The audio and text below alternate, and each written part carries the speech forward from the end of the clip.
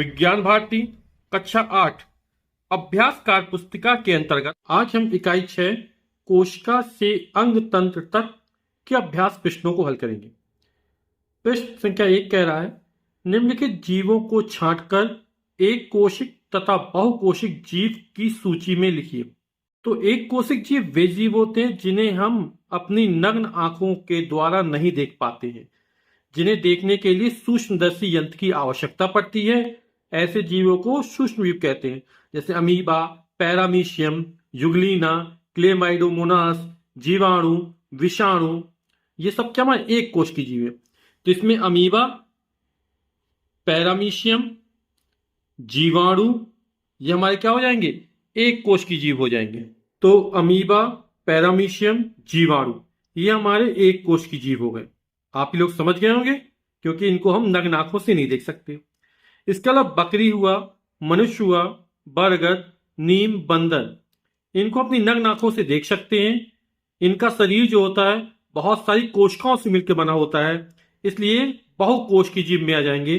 तो बकरी, मनुष्य, बरगद, नीम, बंदर, ये हमारे क्या बहुकोश की जीव हो जाएंगे। प्रश्न संख्या 2 है, निम्नलिखित कोश सही क्रम में व्यवस्थित कीजिए।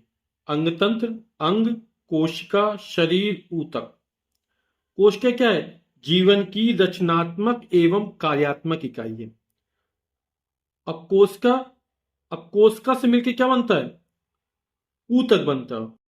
और ऊतक किसे कहते हैं, समान रचना व उत्पत्ति वाली कोशिकाओं का समूह जिनके द्वारा विशिष्ट कार्य किए जाते हैं, ऊतक कहलाते हैं। यानी कोशिका और कोशिका से क्या बनते हैं, ऊतक। जब ऊतक मिल जाते हैं तब हमारा अंग बनता है।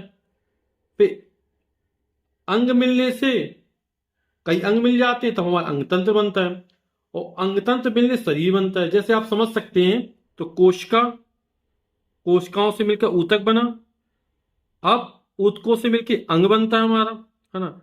अंग जैसे आप समझ सकते हैं, हमारा जो मानव पाचन होता है तो उसमें मुख गुहा, ग्रास नली, आमाशय, छोटी आंत, बड़ी आंत, है ना, ये होते हैं। तो जब एक साथ कई अंग मिल जाते हैं तब हमारा अंग तंत्र बन जाता है, जैसे पाचन तंत्र बन गया हमारा।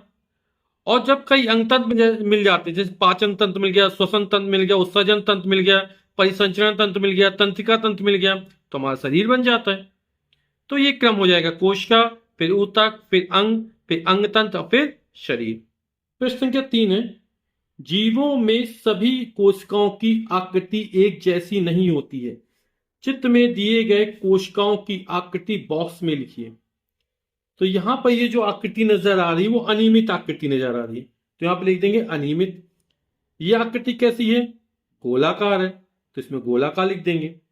और ये तर्क रूप नजर आ रही है, तो इसमें तर्क रूप लिख देंगे। प्रश्न संख्या 4 है, स्तंभ आ तथा स्तंभ बा को सुमेलित कीजिए। माइटोकॉन्ड्रिया क्या कहते हैं, कोशिका का ऊर्जा घर या पावर हाउस कहा जाता है, और ऊर्जा उत्पन्न करना इसका काम है। तो माइटोकॉन्ड्रिया ऊर्जा उत्पन्न करना। फिर केंद्रक कोशिका के समस्त कार्यों पर नियंत्रण रखना।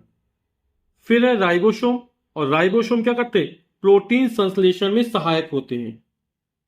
रिक्तिका जल एवं खनिज लवणों का संचय करती है। हरित लवक जो है ये पादप कोशिकाओं में पाया जाता है और प्रकाश संश्लेषण के काम में आता है। प्रश्न संख्या 5, विभाजन क्षमता के आधार पर पादप ऊतकों को 2 भागों में बांटा गया है, उनके नाम दिए गए गोलों में लिखिए। तो जो पादप ऊतक है वो 2 भागों में बांटे गए हैं, पहला होता प्रविभाजी ऊतक और दूसरा होता स्थायी ऊतक। प्रश्न संख्या 6, पौधे के रेखांकित भाग में पाए जाने वाले ऊतकों के नाम बॉक्स में लिखिए। यहां पर जो ऊतक पाया जाता है वो प्रविभाजी ऊतक या निरंतर विभाजित होने वाले ऊतक कहलाते हैं। इसी तरह यहां पर जड़ों में जो दिखाए गए ये प्रविभाजी ऊतक होते हैं, और यहां पर स्थायी ऊतक पाए जाते हैं।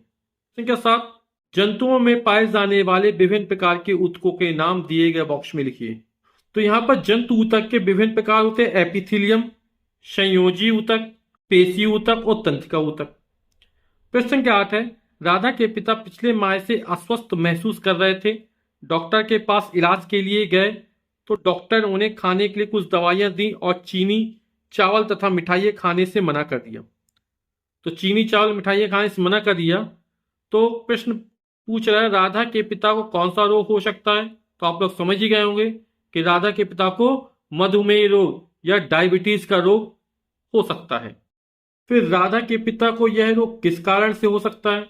तो राधा के पिता को यह रोग इंसुलिन हार्मोन की कमी के कारण हो सकता है। इंसुलिन हार्मोन गड़बड़ हो जाने के कारण हो सकता है। तो राधा के पिता को यह रोग इंसुलिन हार्मोन की कमी से हो सकता है। प्रश्न संख्या 9 है, दिए गए चित्र के रेखांकित भागों के नाम लिखिए। तो यहाँ पर कुछ चित्र नजर आ रहा है। इसमें ये वाला भाग डेंड्रॉन, फिर ये केंद्रक हो गया और ये एक्सॉन हो गया।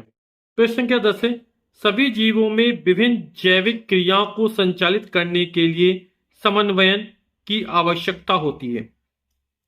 कथन 1, मनुष्य में समन्वयन तंत्रिका तंत्र तथा हार्मोन्स द्वारा किया जाता है। ये बिल्कुल सही है। कथन 2 कह रहा है पौधों तथा जंतुओं में समन्वयन हार्मोन्स द्वारा होता है। ये भी बिल्कुल सही है। तो उपरोक्त कथन के आधार पर सही विकल्प का चयन कीजिए। सिर्फ कथन 1 सही है, ये तो गलत हो गया क्योंकि दोनों कथन सही है हमारे। तो दोनों कथन सही है, ये गा वाला ऑप्शन हमारा सही हो जाएगा।